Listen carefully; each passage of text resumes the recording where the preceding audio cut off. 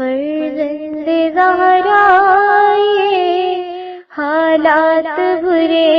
ہیں۔ کاشانۂ بصیرت ایک ایسا مکمل یوٹیوب چینل جس پر محروم بصارت کے لیے بالخصوص اور تمام افراد کے لیے بالعموم سینکڑوں کی تعداد میں اسلامی کتب دستیاب ہیں۔ لہذا گزارش ہے کہ آپ اپنی ذمہ داری نبھاتے ہوئے کاشانۂ بصیرت کو سبسکرائب کرنے کے ساتھ ساتھ بیل آئیکن کو پریس کیجیے تاکہ آپ علم کے حصول کے ساتھ ساتھ مذہب اہل بیت کی اشاعت میں بھی اہم کردار ادا کرتے رہیں۔ کاشانۂ بصیرت، کاشانۂ بصیرت، کاشانۂ بصیرت۔ فرزند زہرا یہ حالات برے ہیں۔ بسم اللہ الرحمن الرحیم۔ السلام علیکم۔ یہ کاشانۂ بصیرت یوٹیوب چینل ہے۔ آج ہم آپ کے لیے کتاب اسلام اور سیاست ریکارڈ کر رہے ہیں جس کے مصنف آیت اللہ مصباح یزدی ہیں۔ تو آئیے سنتے ہیں اس کتاب کا پارٹ نمبر 43 پیج نمبر 389 سے۔ قارئین کرام، یہ عقلی بیان ہر صاحب عقل کے لیے سمجھنا آسان ہے اور فقہ و کلام کے پیچیدہ دلائل کی کوئی ضرورت نہیں ہے۔ نمبر 6، اسلامی حکومت کے سلسلے میں چند سوالات۔ البتہ مسلمانوں پر حکومت کی صلاحیت رکھنے والے کے بارے میں سوالات کے علاوہ اسلامی حکومت کے سلسلے میں دوسرے سوالات بھی بیان ہوتے ہیں جن کے جوابات بھی عرض کرنا ضروری ہیں۔ مثلاً یہ سوال کہ کیا اسلام نے اسلامی حکومت کے عہدے پر فائز ہونے والے کے لیے شرائط اور خصوصیات بھی بیان کیے ہیں اور حکومت کے لیے خاص شکل معین کی ہے یا نہیں؟ یعنی کیا صرف اسلام نے اسلامی حکومت کے صدر کے لیے بیان کیا ہے کہ کون صدر ہو سکتا ہے، لیکن دوسرے حکومتی امور اور اس کا خاکہ عوام الناس کی مرضی پر چھوڑ دیا، یا اجتماعی حالات کے بدلنے کے ساتھ ساتھ اس کی شکل بھی بدل جائے گی؟ دوسرا سوال جو اس سے زیادہ علمی اور دقیق ہے اور جو لوگ فقہی اور حقوقی مسائل سے آشنائی رکھتے ہیں ان کے لیے قابل فہم ہے، اور وہ یہ ہے کہ آیا حکومت ایک تاسیسی مقولہ سے ہے یا امضائی مقولہ سے ہے؟ وضاحت: کیونکہ بعض اسلامی اور فقہی مسائل تاسیسی ہیں جن کو شارع مقدس نے عوام الناس میں رائج ہونے سے پہلے بیان کیا ہے اور ان کی کیفیت اور طریقہ کار بھی بیان کیا ہے۔ مثلا نماز میں ایک تاسیسی عبادت ہے جس کا وجوب بھی خود شریعت نے بیان کیا ہے اور اس کا طریقہ بھی خداوند عالم کی طرف سے پیغمبر اکرم صلی اللہ علیہ وآلہ وسلم کے ذریعے مسلمانوں کے لیے بیان ہوا ہے،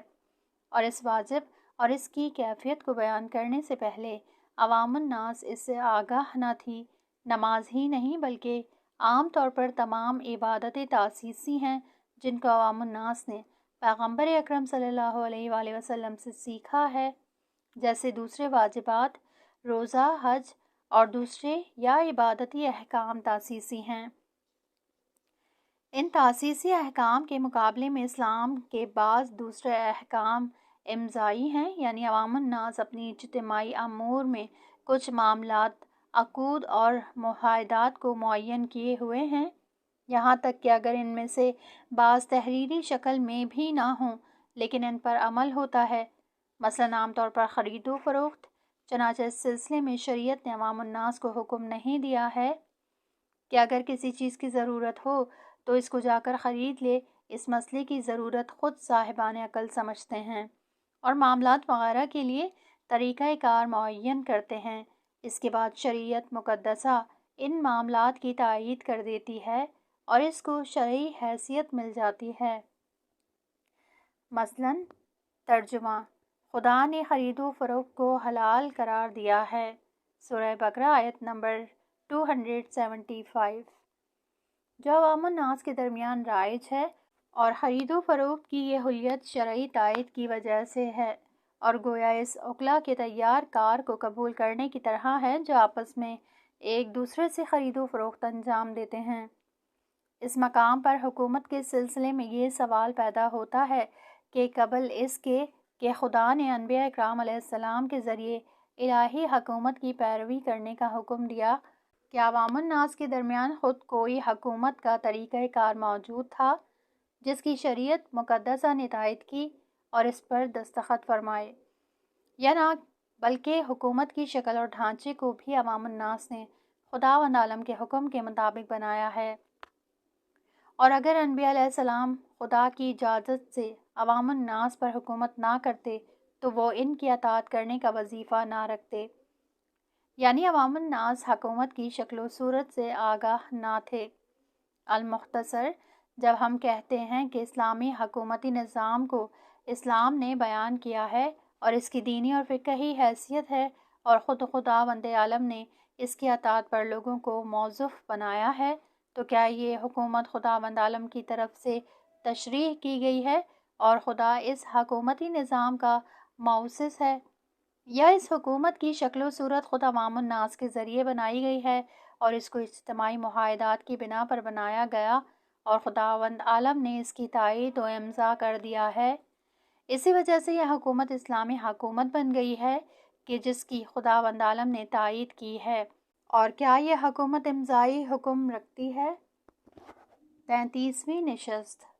پیج نمبر 391۔ اسلام اور حکومت کے مختلف نقشے۔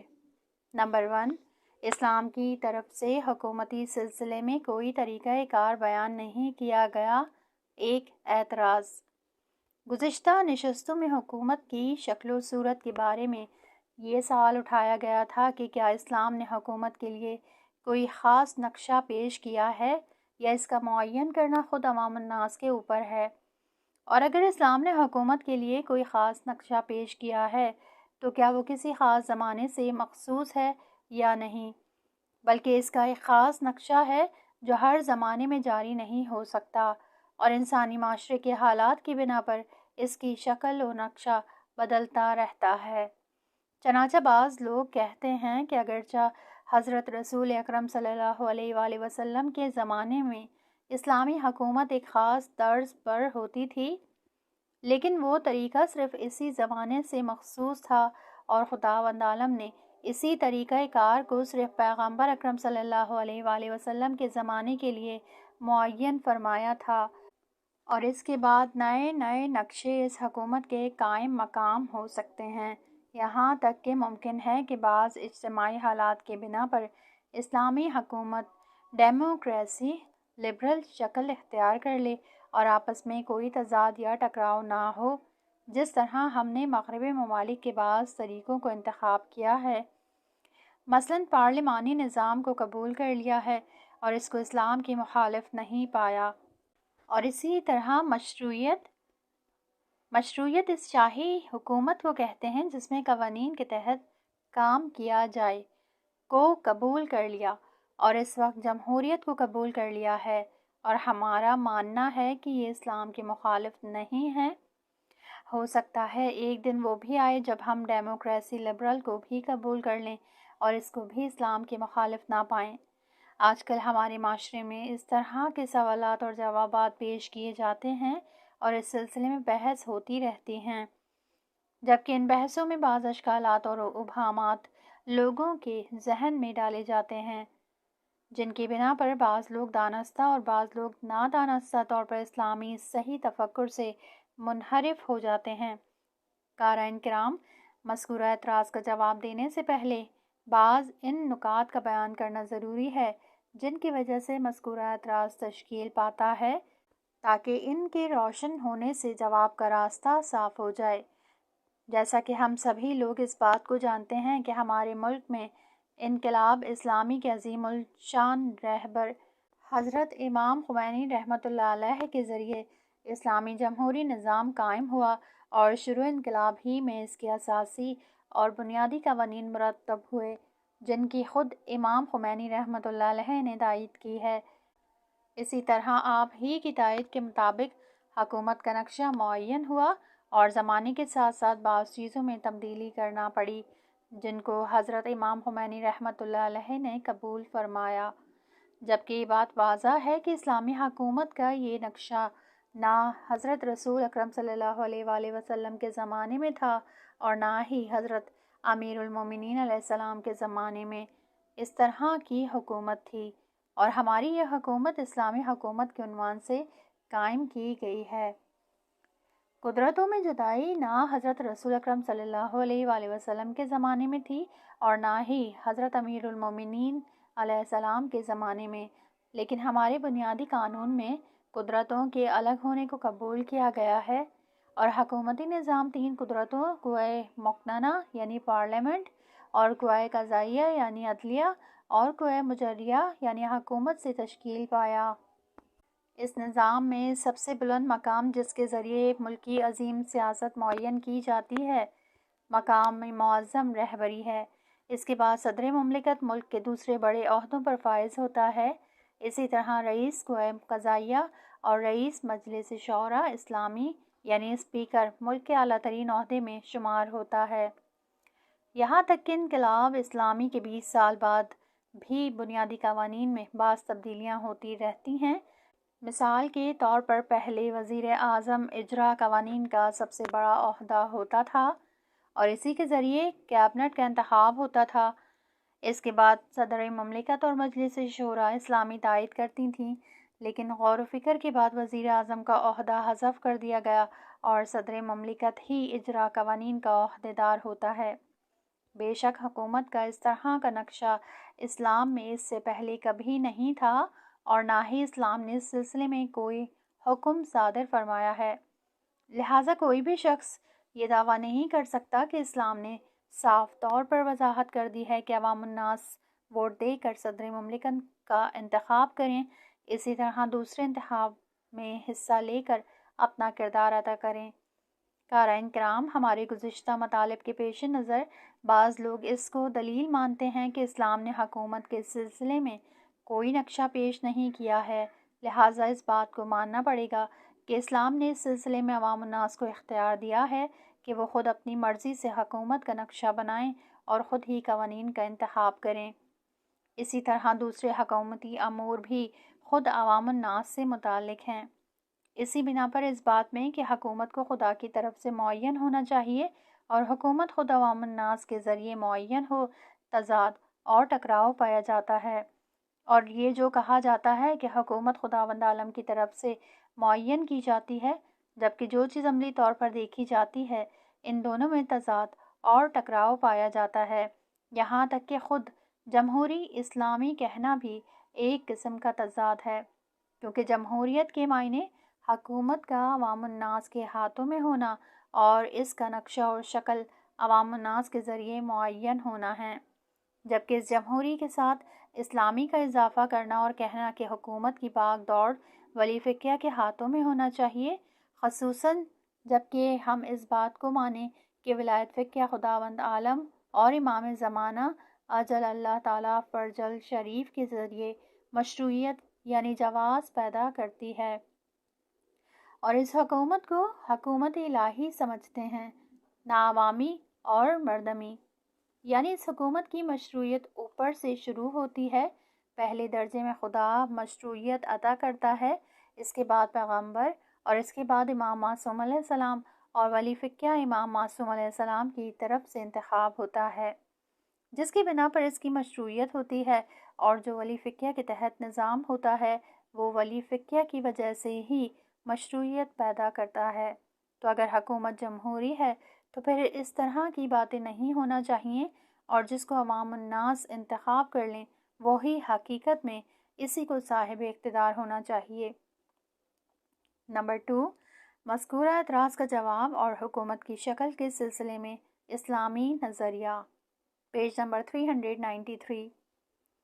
افسوس کے ساتھ کہنا پڑتا ہے کہ یہ اعتراض کبھی وضاحت کے ساتھ اور کبھی اشاروں میں اخبار، میگزینز اور کانفرنس میں بیان ہوتا ہے،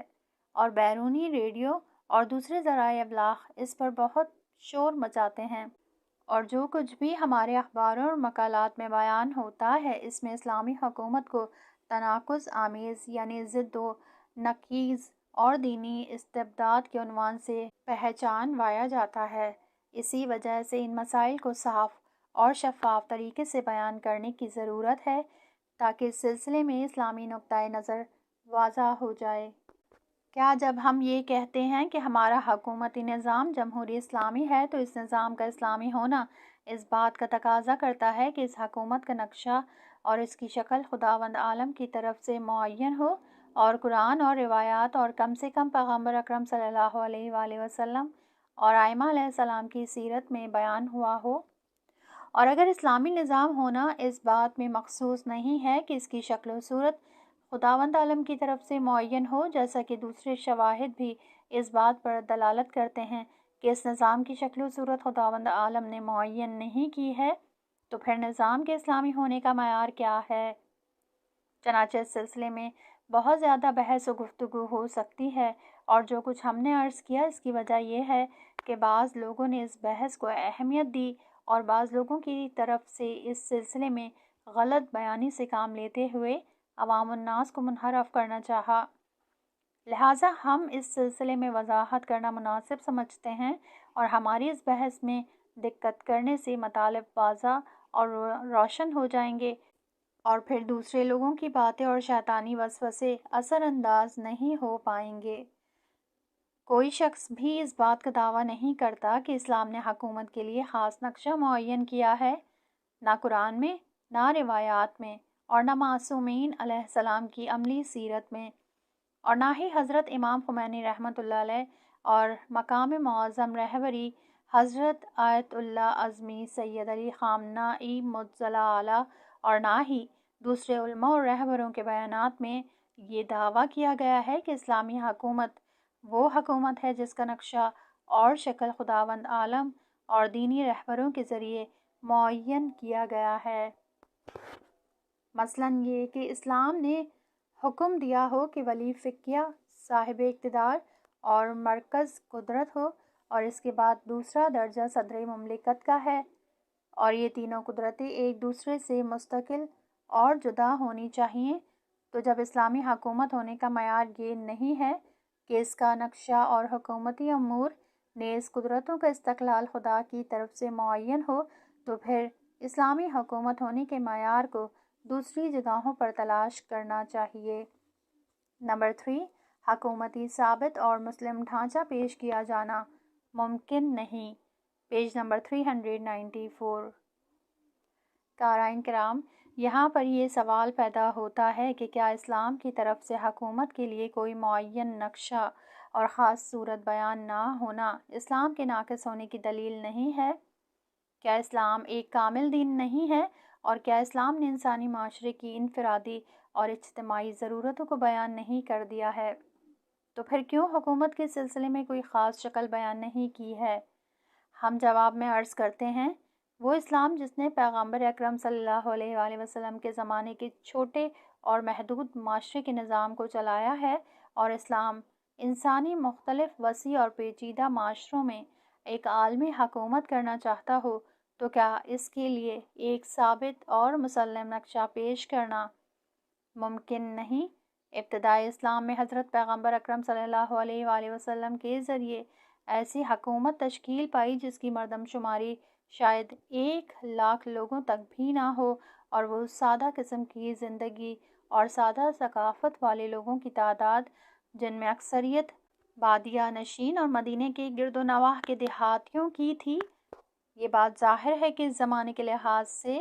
اور اس تعداد کے لحاظ سے حکومت بھی سادہ تھی۔ اس کے بعد آہستہ آہستہ اسلامی علاقوں میں اضافہ ہوتا چلا گیا، اور خلفاء کے زمانے میں من جملہ حضرت امیر مومنین علیہ السلام کے زمانے میں کہ ابھی ظہور اسلام کو آدھی صدی ہی گزری تھی، اسلامی حکومت ایران، مصر، عراق، سوریہ، حجاز اور یمن تک پہنچ گئی تھی، اور اسلام کے تحت نفوذ اس ترقی اور وسعت کے پیش نظر ایسا ممکن نہ تھا کہ جب پیغمبر اکرم صلی اللہ علیہ وآلہ وسلم مدینہ منورہ میں ایک چھوٹی سی حکومت بنائیں تو اس کو اس طرح تشکیل دیں جس سے ہجرت کے وقت سے 50 سال بعد کی حکومت کو بھی شامل ہو جائے۔ اور اگر اس زمانے میں رسول اکرم صلی اللہ علیہ وآلہ وسلم ایک عظیم اسلامی علاقے کے لیے حکومت کو بیان کرتے تو اس زمانے کے لوگوں کے لیے خواب کی طرح ہوتا، اور دوسری طرف چونکہ اس طرح کی حکومت کا راستہ ہموار نہیں تھا، لہٰذا اس طرح کا نقشہ پیش کرنا ایک بیہودہ کام تھا۔ اور چونکہ اس 50 سال کے عرصے میں مسلمانوں کے حالات بہت بدل گئے تھے، لہٰذا اس کے لیے مختلف طریقوں کی حکومت ہونا چاہیے تھی۔ اسی طرح اس کے بعد کا زمانہ جس میں مسلمانوں اور جہان اسلام کے حالات میں بھی کافی تبدیلی آنا تھی، تو اگر رسول اکرم صلی اللہ علیہ وآلہ وسلم ان تمام حالات کے پیش نظر ہر زمانے کے لیے خاص قسم کی حکومت کو بیان فرماتے، تو پھر فرضی حکومتوں کے سلسلے میں ایک عظیم دائرۃ المعارف یعنی انسائکلوپیڈیا بن جاتا، جس میں ہر زمانے کی حکومت کے لیے تفصیل بیان کی جاتی۔ لیکن چونکہ اس زمانے میں لکھنے پڑھنے والی کی تعداد ہی بہت کم تھی اور اس سلسلے میں عالم افراد اور دانشور کا ہونا تو دور کی بات ہے تاکہ وہ اس سلسلے میں تفصیل دیں اور ایک دوسرے سے جدا کریں، نہ اس وقت اس موضوع کو بیان کرنے کے امکانات تھے، اور اگر بیان بھی ہو جاتے تو ان کو محفوظ رکھنا اور ان کو رائج کرنا بھی ممکن نہیں تھا۔ المختصر یہ کہ حکومت کا نقشہ اور اس کی شکل زمان و مکان کے لحاظ سے ہمیشہ متغیر ہے، اور انسانی معاشرے میں ہمیشہ کے لیے ایک خاص حکومت کا نقشہ معین کرنا ممکن نہیں ہے جس کو ہر دور میں اور ہر جگہ قائم کیا جا سکے۔ حکومت کا نقشہ اسلام کے متغیر اور ثانوی احکام میں سے ہے جو زمان و مکان کے لحاظ سے بدلتے رہتے ہیں، جن کو معین کرنا ولی امر مسلمین کے عہدے پر ہوتا ہے، اور جب امام معصوم علیہ السلام حاضر ہوں تو وہی ولی امر مسلمین ہیں، اور وہی حاضر نہ ہو تو پھر ان کی جگہ ان کا نائب یعنی خاص ولی امر مسلمین شمار ہوتا ہے۔ یعنی اسلام کے ان متغیر احکام کے مقابل میں اسلام کے ثابت اور مسلم احکام بھی ہیں جو ہمیشہ کے لیے ثابت ہیں، جن کو کسی بھی زمانے میں اور کسی جگہ پر جاری کیا جا سکتا ہے۔ لہٰذا یہ تصور کرنا کہ اسلام کو ہر علاقے اور ہر زمانے کے لحاظ سے حکومت کا ایک نقشہ پیش کرنا چاہیے تھا، یہ تصور صحیح نہیں ہے، چونکہ اس طرح کا کام عملی طور پر ممکن بھی نہ تھا۔ لہٰذا معلوم یہ ہوا کہ اسلام کی طرف سے حکومت کے لیے خاص نقشہ پیش نہ کرنا اسلام کا کوئی نقص نہیں ہے، بلکہ اگر اسلام کی طرف سے حکومت کے سلسلے میں کلی اور عام قواعد پیش نہ کی جاتے تو اس وقت یہ کہا جا سکتا تھا کہ اسلام میں نقص ہے، کیونکہ اس صورت میں نہ تو اسلام نے زمان و مکان کے لحاظ سے حکومت کی کوئی شکل پیش کی ہے اور نہ ہی حکومت کے بارے میں کوئی راستہ بیان کیا ہے۔ لیکن الحمدللہ اسلام نے حکومت کے نقشے کے بارے میں تو راستہ بتا دیا ہے اور اس کے لیے متغیر احکام قرار دیے ہیں، اور جیسا کہ ہم نے قانون گزاری کے سلسلے میں عرض کیا ہے کہ زمان و مکان کے لحاظ سے متغیر احکام کا معین کرنا امر مسلمین کی ذمہ داری ہوتی ہے، جو اسلامی اصول کی بنا پر اور اس زمانے کے متغیر مصالحہ کے پیش نظر اور اس سلسلے میں ماہرین سے صلاح و مشورے کے بعد ان کو بیان کرتا ہے، اور انہی مسائل میں سے حکومت بھی ہے، اور جب ولی امر مسلمین ان احکام کو بیان کر دے تو پھر عوام الناس کے لیے ان پر عمل کرنا ضروری ہے۔ اسلام نے اس راہ حل کو پیش کر کے عوام الناس کو سرگردانی اور حیرت سے نجات عطا کر دی ہے، جس کی بنا پر اختلافات اور جھگڑوں کا خاتمہ ہو گیا ہے۔ نمبر 4، حکومت کا عرفی اور دنیاوی ہونا اور قوانین اسلام کا ہم عصری ہونا۔ ایک اعتراض، پیج نمبر 395۔ قارئین کرام، اس سلسلے میں ایک دوسرا اعتراض یہ ہوتا ہے کہ اسلام کی طرف سے حکومت کے لیے کوئی خاص نقشہ بیان نہ کرنا اس بات کی علامت ہے کہ حکومتی مسائل عرفی اور دنیاوی ہیں جو خود عوام الناس سے متعلق ہیں، اور اسلام نے اس سلسلے میں کوئی اظہار نظر نہیں کیا ہے۔ آج کل کے وہ لوگ جو مغربی کلچر خصوصاً لبرلزم سے متاثر ہیں اور اس اعتراض کو ہوا دیتے ہیں اور اپنے مقالات، تقریروں اور اپنی گفتگو میں اس اعتراض کی حمایت کرتے ہیں کہ حکومتی مسائل دنیاوی اور عرفی ہیں جن کا اسلام سے کوئی رابطہ نہیں ہے، اور اپنی بات پر شاہد اس چیز کو پیش کرتے ہیں کہ اسلام نے نہ تو جمہوری حکومت کے بارے میں کچھ کہا ہے اور نہ ہی بادشاہی حکومت کے سلسلے میں کچھ کہا ہے اور نہ ہی دوسری حکومتوں کے بارے میں کچھ بیان دیا ہے۔ اس سے معلوم ہوتا ہے کہ حکومتی مسائل ایسے نہیں ہیں جن کے بارے میں ہمیں یہ امید نہیں رکھنی چاہیے کہ اس سلسلے میں خدا اور پیغمبر کچھ بیان کریں، بلکہ یہ مسائل تو دنیا اور عوام الناس سے متعلق ہیں اور خود انہی کو اس سلسلے میں طے کرنا چاہیے۔ اور آہستہ آہستہ اس سے بھی آگے قدم بڑھاتے ہوئے کہتے ہیں، نہ صرف یہ کہ حکومت کے نقشے کو خود عوام الناس معین کریں، بلکہ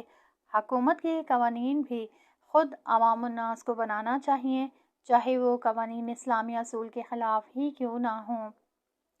لیکن اس وقت ان کے سامنے یہ سوال آتا ہے کہ اگر حکومتی مسائل دنیاوی اور عرفی ہیں اور عوام الناس سے متعلق ہیں، یہاں تک کہ قوانین بھی انہی کے ذریعے بنائے جائیں، تو پھر قرآن اور متواتر روایات میں حکومت سے متعلق بہت سے احکام کیوں بیان ہوئے ہیں؟ مثلاً احکام قضا، احکام مالیات یعنی ٹیکس اور احکام جزائی وغیرہ۔ یہ وہ بند گلی ہے جس سے نکلنے کا راستہ نہیں ہے، اگرچہ انہوں نے اس بند گلی سے نکلنے کے لیے بہت سے راستے اختیار کیے ہیں، لیکن ان سب کو اس وقت بیان نہیں کیا جا سکتا۔ ان میں سے بعض لوگوں کا یہ کہنا ہے کہ وہ حکومتی احکام و قوانین جو قرآن و روایات میں وارد ہوئے ہیں، وہ حضرت رسول اکرم صلی اللہ علیہ وآلہ وسلم کے زمانے سے مخصوص ہیں اور اسی زمانے کی ضرورت کے مطابق تھے، اور اسلام نے صرف رسول اکرم صلی اللہ علیہ وآلہ وسلم کے زمانے میں حکومتی مسائل میں دخالت کی ہے اور کچھ قوانین پیش کیے ہیں، کیونکہ اس وقت کے لوگ اپنی ضرورت کے مطابق قوانین بنانے کی صلاحیت نہیں رکھتے تھے، لہٰذا اسلام کو ان کی ضرورت کے مطابق کچھ قوانین پیش کرنا پڑے۔ اسی وجہ سے قرآن و روایات میں حکومت، سیاست اور قضاوت سے متعلق احکامات بیان ہوئے ہیں جو صرف اسی زمانے میں کارآمد تھے۔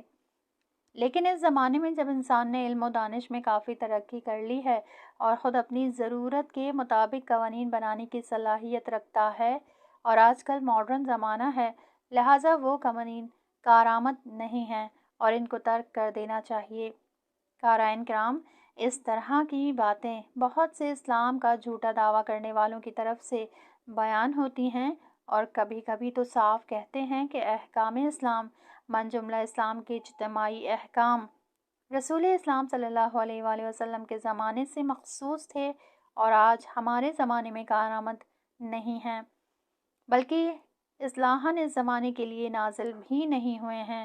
اور کبھی کبھی اپنے مذکورہ نظریے کو پشت پردہ بیان کرتے ہیں، چونکہ اتنی ہمت نہیں کرتے کہ واضح طور پر اسلام کے تمام اجتماعی احکامات پر اعتراضات نہیں کر سکتے، اور اسلام کے بعض سزائی احکام من جملہ چور کے ہاتھ کاٹنے والا حکم پر اعتراض کرتے ہیں۔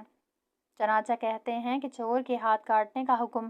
چوری کرنے اور لوگوں کے مال میں خیانت کرنے سے روک تھام اور معاشرے میں مالی امن و امان کو برقرار رکھنے کے لیے تھا، لیکن اب اگر ہمارے پاس اس طرح کی جرائم سے روک تھام کے لیے اس سے بہتر طریقے موجود ہوں تو پھر انہی کو کام میں لایا جائے، نہ یہ کہ ہر زمانے میں چور کے ہاتھ کاٹ دیے جائیں۔ اور اسلامی قوانین کا مقصود معاشرے میں امن برقرار رکھنا، اور اس زمانے میں اس سے بہتر اور کوئی طریقہ کار نہیں تھا کہ چور کے ہاتھ کاٹ دیے جائیں،